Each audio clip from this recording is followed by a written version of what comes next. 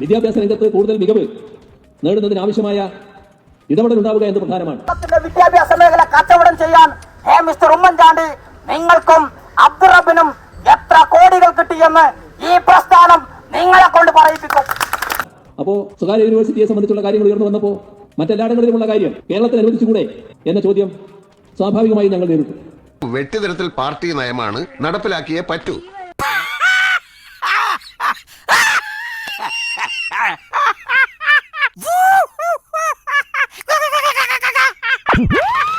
എന്ത് ചെയ്യും?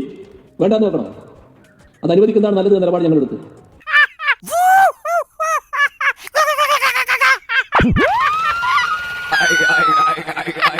പിന്നെ ഇനിയും തോൽപ്പിച്ച് പണിയാളാൻ ഞാനില്ല. നോ വാക്കിംഗ്, അത് നടക്കില്ല.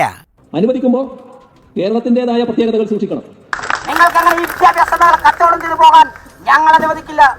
അവസാന നിമിഷം എല്ലാം വിറ്റുവിലച്ച് പോകാമെന്ന ഉമ്മൻചാണ്ടി, അബ്ദുൾ റബ്ബ് നിങ്ങളുടെ വ്യാമോഹത്തിനെതിരായി ഞങ്ങൾ മരിക്കേണ്ടി വന്നാലും അതുവരെയുള്ള സമരം ഏറ്റെടുക്കാൻ തയ്യാറായിട്ട് തന്നെയാണ് ഞങ്ങൾ ഇവിടെ വന്നത്.